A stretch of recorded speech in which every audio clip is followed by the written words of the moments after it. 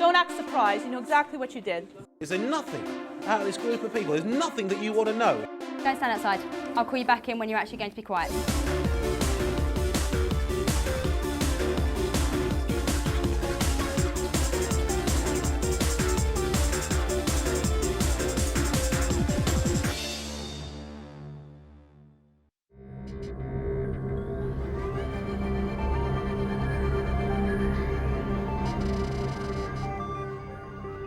Now, this is our second day here at Kings Langley Secondary School, where we're conducting an ambitious experiment using cutting-edge science.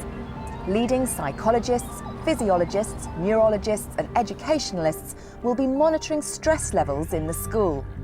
They'll be trialling a new intelligent vest that gives instant readings of teachers' heart and respiration rates. We'll also be measuring their levels of cortisol, the fight or flight hormone. Never before, with an ordinary section of the population, have scientists tried to establish if your DNA can make you stress-prone. But our team will be attempting just that. And we'll also be monitoring our teachers' blood pressure every 15 minutes throughout the school day, so our experts can pinpoint extra stressful moments. Our specially built hide will allow our scientists and other experts to observe the teachers and look inside their classrooms.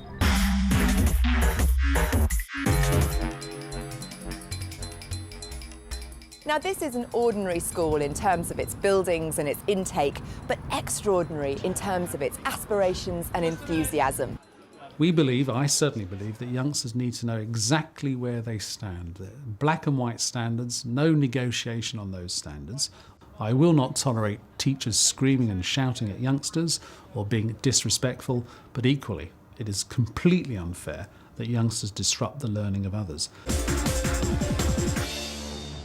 Now, with me again is Alom Shah. Alom, you were one of the brains behind this whole idea, so it's really great to have you here. What's coming up today? Well, today we're joined by Dr. Chris Gibbons from Queen's University in Belfast, and he's the chap who devised the questionnaire that we're using to survey the whole school. And we've been really lucky. Over 90% of the teaching staff have agreed to take part, and that's going to really help us look at the way the teachers perceive themselves and how stressed they feel, and also indicate what makes them stressed. Right, OK. So that's focusing more on the psychology and the physiological tests. What are we doing today again? Again, today we're observing 2 teachers in the classroom or at work, and they're wearing biometric vests. We're going to monitor their blood pressure. So a whole array of tests again. Well, it's just gone 9 a.m, the start of the first lesson, and it's time to meet our first teacher, PE teacher James Dyson. My name's James Dyson. I'm a teacher of PE, and I've been at the school for just coming up for 12 months. I think the first day in a new school is always pretty hectic. Arrived, wasn't really sure of finding my feet. Full teaching day. Found out I had a tutor group, which I wasn't aware of beforehand. Go. He isn't just a totally committed games person in terms of the teams that he runs. He's an excellent form tutor. These pastoral leaders describe him as one of the best form tutors in the school. We've got a really good social network at school. The staff are friendly. So there's quite a few NQTs, younger members of staff, and we go and socialise, relax, unwind at the end of the week or Monday or during the school week. Spencer, if it's cold, does it make it a good idea for you to whip people with your T-shirt? And James is our teacher who's wearing one of the world's first intelligent vests. Now, Alom, explain to me what this really means, because we can see James here on the football pitch, but his clothes look entirely normal. Well, that's the beauty of the intelligent vest here. Look, it's made of lycra, so it's going to be skin tight against his body. And the remarkable thing about it is that the sensors are actually just woven straight into the fabric, so there's no bulky bits of metal or wires sticking out of it except this one single cable which plugs into a radio transmitter that he's got in his back pocket. So it's a fantastic device.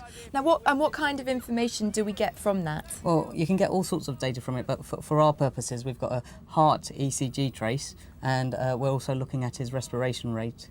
And that's what we can see up on the monitor here. That's the real-time information coming from James's vest. Absolutely, yeah. But as you can see from the screen there, we are getting data right now. Stand so shoulder to shoulder. So you put your hands on shoulders, you can put your hands on my elbows. There you go. And we're just going to swing our leg across our body. Yeah, so we can go I mean, he's both with a at the bunch same of time. 11-year-olds at the moment. I think he's fairly in control. He's not too stressed, but I think things may change later on.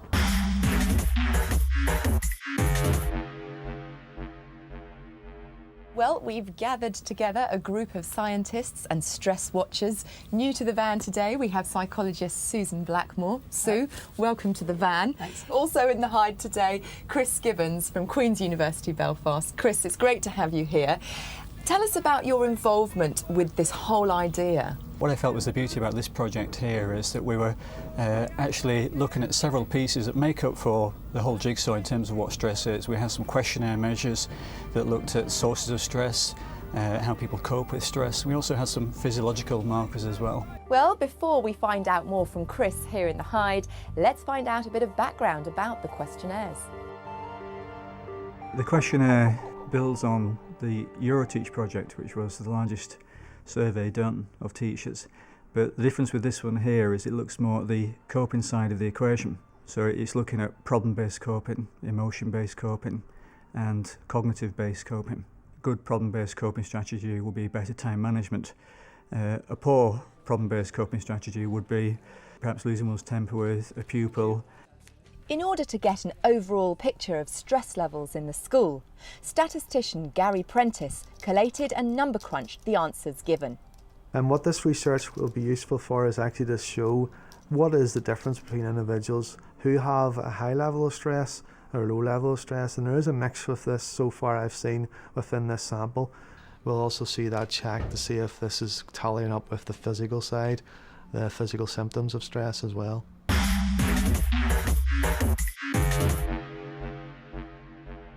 Chris, what's unique about these questionnaires? It's based on what's called the EuroTeach project, which was the largest survey ever done of teachers in the last couple of years.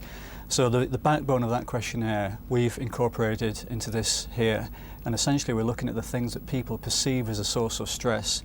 And also the questionnaire looks at what people think are the buffers that might help them cope a bit. Sue, what are your views on questionnaires? I mean, they are notoriously difficult to devise, aren't they? Well, what Chris said there is the key thing. You're getting at what people believe about what causes them stress. And I have students again and again who don't make that distinction. But once you've made it, then you're learning two important things. In the case of stress, it's very important what people perceive to be stressful, because that will then wind them up even more. But of course, they can be wrong when you do the physiological measures. So that's why we're doing both. You have to do both. You're going to get freezing, and you're going to turn blue to match your shirt, whereas if you start running around and playing, then you're not going to be blue anymore, are you? Chris, James was one of our teachers who filled out questionnaires. What did they reveal about him? He scored one of the highest on measures of personal achievement, and personal achievement is this measure of being absorbed in what one does. And the indication to me would be that really he's found what for him is a vocation in teaching here. Three's the best so far. He's enthralled with the students the whole way, and his questionnaire results indicate that he wants to make a difference at every level with the students. Oh, sir, that was rubbish.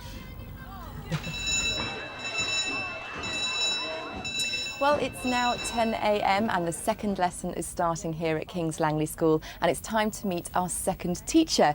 And her name is Liz Shipp. She's the media studies teacher here at the school, and she's relatively new. Now, she's already had a demanding hour-long class this morning, and this is the start of her second hour-long session, so she's still got a long way to go before she gets a break. But let's find out a little bit more about Liz. I'm the media subject teacher here. I've set it all up from scratch because media is new to the school. So I've been here since July. Prior to that, I worked at an FE college, and then before that, 5 years in the film and television industry, working as a camera trainee and then clapper loader. We're applying for arts specialism, want to become a specialist school. And we have never had the subject of media at this school. We've got a lot of strengths in the performing arts, and movement into media studies seemed the obvious thing for us. I mean, the thing with teaching is there's always something that you could be doing. Whereas on the film set, you can leave it behind more or less at whatever time you finally wrap, but it gets left behind. Whereas when you come into teaching, it's always there, it's always something you can do, whether it's a bit of marking or planning or preparation. I'd like to think that I'm not a particularly stressed person, but if you ask my students, they'll probably go, "Calm down, miss." Lists is my thing. Anything I think of has to go down on the list. and I'll get to it in a logical order. But I deal with stress by stopping, writing everything that's bubbling away in my head down, and then moving on.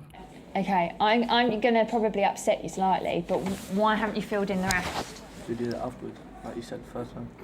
No, I said do it as you go along.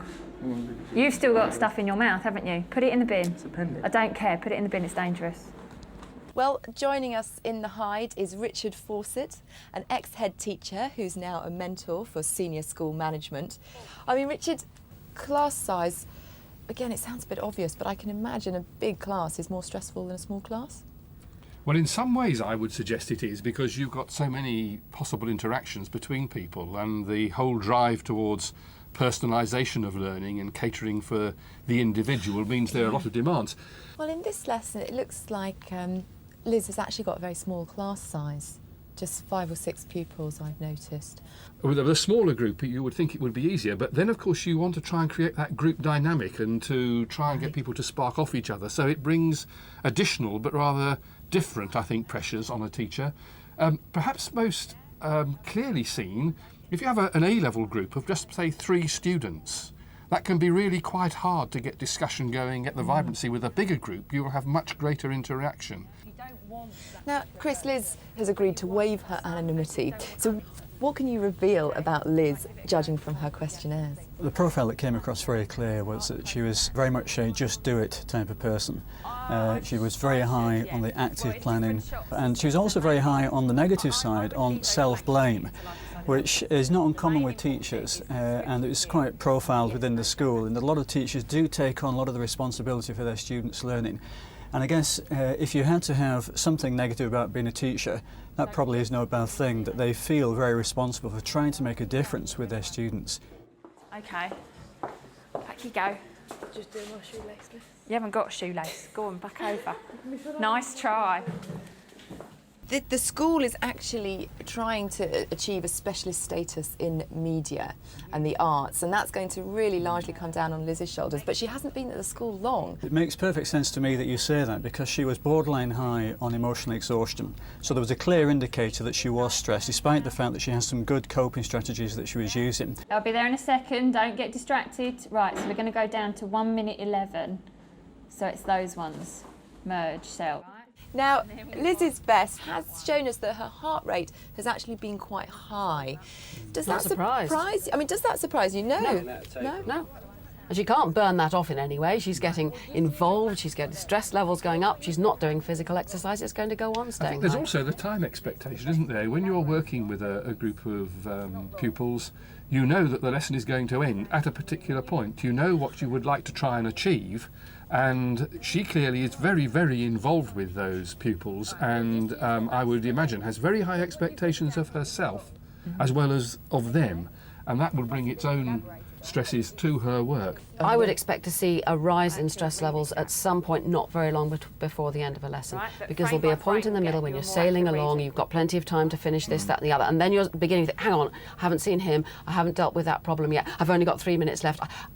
And we should see that, I would expect. Yes, well, that's something that we can get from the vests. Okay, so where did we get to? Okay.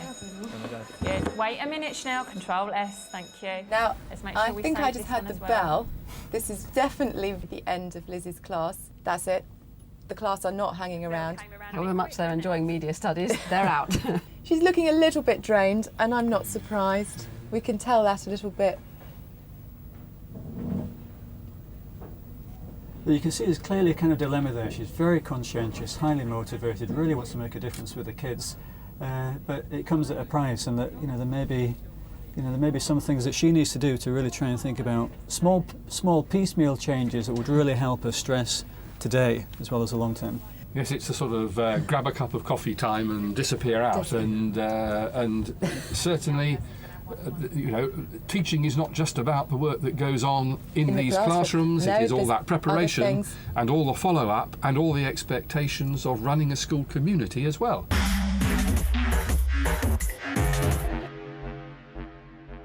We have another physiological measure, which is at a very early research stage. New groundbreaking research at Queen's University Belfast is in the very early stages of suggesting that our DNA may play a part in determining our levels of stress.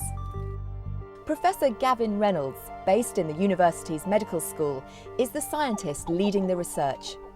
Gavin is working alongside Chris Gibbons on this possible link between DNA and the findings from the questionnaire. I'm really excited by this study. We're looking at teachers who are responding to stressful events, looking at their levels of anxiety, relating the genetic factors that we're looking at with psychological measures. We hope very much that this will provide us for the first time with an understanding of potential genetic factors that may combine with environmental stressors to help us understand why people respond in the way they do to stressful events and develop anxiety or not. I don't think I am prone to stress. Oh, I think I do get stressed. An outward appearance of being laid back. Stressed. Laid back, I would say. Pretty stressed. I wouldn't say laid back. Prone to stress. Pretty laid back. The secret of our ability to deal with stress may lie in our levels of the hormone serotonin.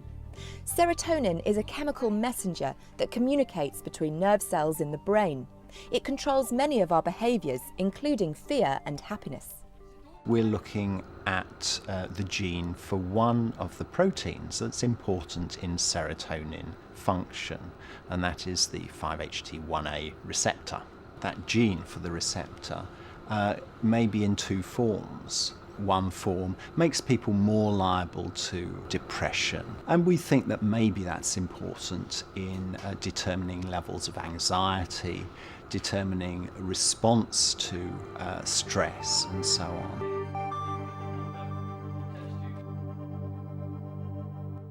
Chris, this research sounds extraordinary. Isn't it something that we should all know about, that we've got this genetic predisposition towards stress? Well, it would be interesting for us all to know this here, but at the end of the day, it's just one piece of the jigsaw that influences our outward behaviour. A genotype that we may find that predisposes one to stress doesn't necessarily mean that one will be very distressed by nature.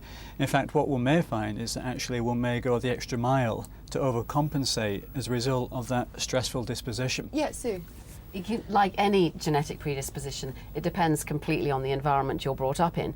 And if you happen to be in a very stressful environment, you may learn early to cope. Alternatively, you may be in a very unstressful environment and utterly fail to cope and have totally different outcomes. You can't just look at genotype, fascinating as it is. But do you think just having that additional piece of information can help you recognise perhaps something about yourself?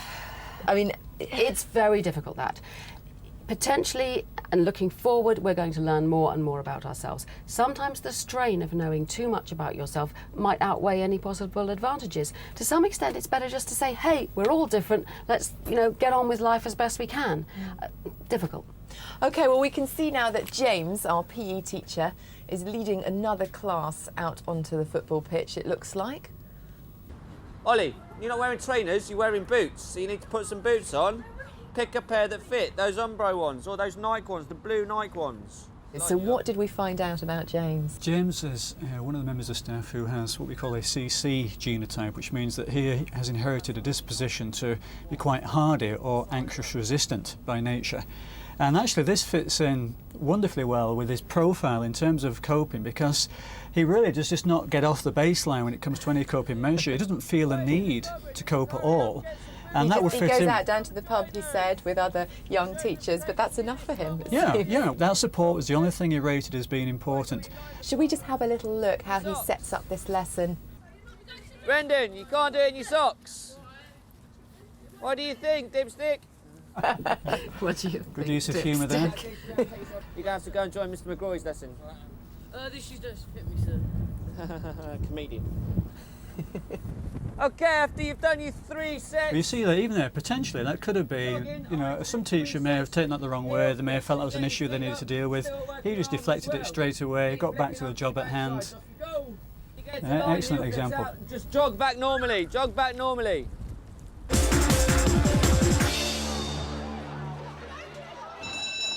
Well, we're into the last lesson of the morning now here at Kings Langley School, and we're back with Liz Shipp in a practical media studies class. See, it's come up again. So if you go back frame by frame, you'll get a more accurate reading, Jack.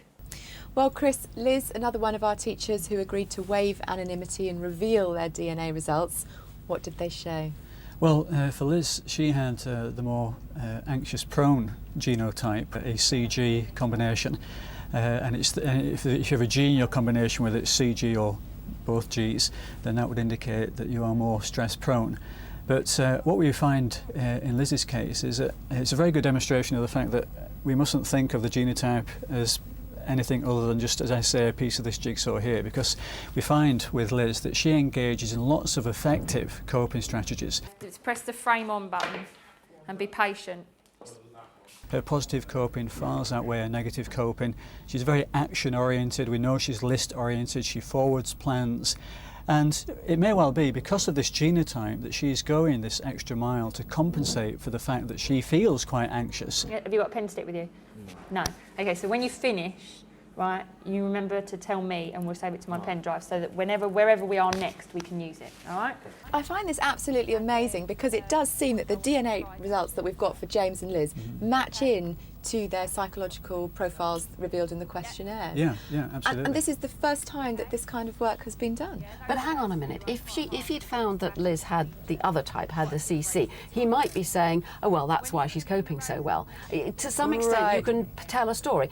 In fact, he's unpacking it with a lot of details here, but there's often a danger of, you can have your cake and eat it if you don't watch out. Yes. I'll have a look in a minute. Right, done it? Right, go to my computer. Our experts have been watching Liz for a while and she's wearing one of our vests. What have you seen so far, Sue? Well, if we can believe that, I mean, there could be artefacts there from moving around and so on that are not giving us an accurate reading. But it says the heart rate is 96, which is pretty high. So she's really quite stressed there and not using up all that energy because she's standing around. It's gone up to 107, but, she's obviously having a trouble there with her computers and trying to sort something out. And look, her heart rate's gone shooting up there. Yes, that's awfully high, isn't it? Yes. That's something that might be unsettling I should think she's very worried there. Oh, it's not working. You know what you get like with your computer? Yeah. Definitely, on top of everything else, you don't need IT hassle. I'm going, Sue, the heart rate seems to be dropping down now, coming and going, but we're back up to a 76, so perhaps that moment of tension I think the moment's over. Gone. I think she's gone back to normal now. It's lunchtime for staff and students, and psychologist Dr. Nadia Wager is with us again today, and she's been measuring the blood pressure of our teachers throughout the morning. And she's just popped in to see James to take a look at his blood pressure readings so far. Now that's normally a sign that you're laughing, when it drops right down like that you're laughing or quite happy. So fantastic. Good to know as well, because that's in the middle of a club, so it's good to do clubs because obviously you get some lessons you get kids who are a pain in the backside, but if you've got a club and you can just unwind and relax with people who want to be there, yeah, exactly, you enjoy it, have a laugh with them.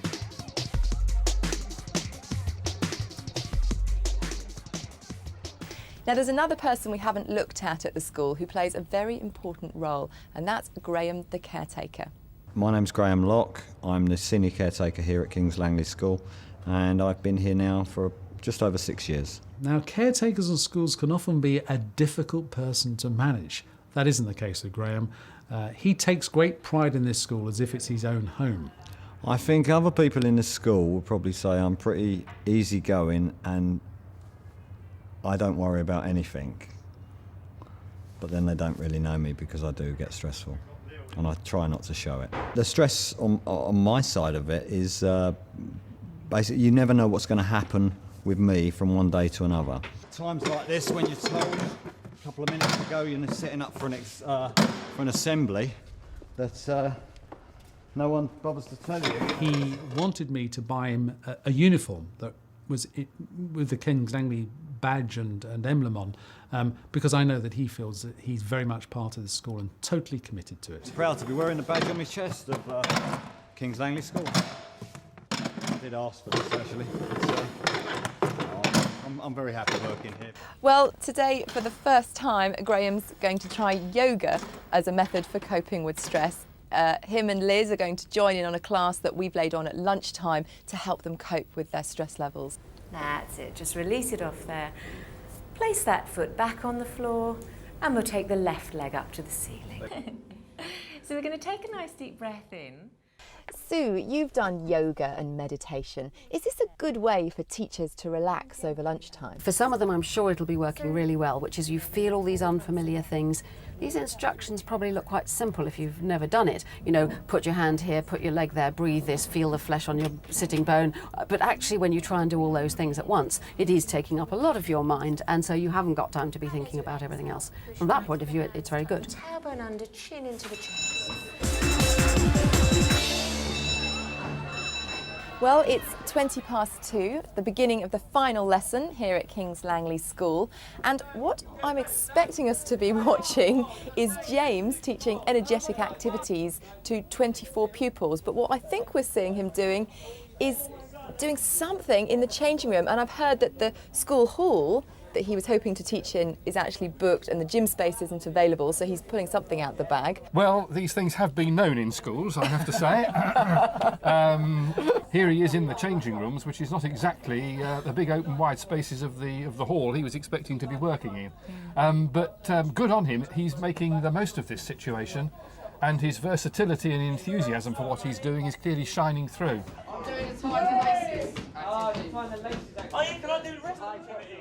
Have you noticed any changes, Chris? Physiologically, he's very stable, heart rate's that's impressively low rate, very envious. And despite the fact he's had this change and really has been thrown out of kilter, he's taken it in his stride so well. OK, well now let's go and find Alom and see what actually did happen. Hi, James. What happened at the end of the day? End of the day, we had a small amount of confusion with regard to spaces, you probably saw. We've got Year 7 parents' evening tonight, and the caretaker wanted to set up the hall. It tends to mess us around. You seem to take it in your stride. What did you really feel about it?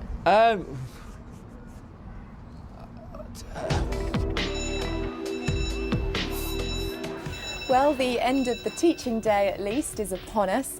And Richard, the kind of information that we're getting about Kings Langley School, do you think this is something that other schools would benefit from knowing about? I firmly believe that come the end of this experiment, there will be lessons to be learned and opportunities to be drawn out that every school could benefit from, without a doubt. Sue, have you enjoyed your session in the Hyde?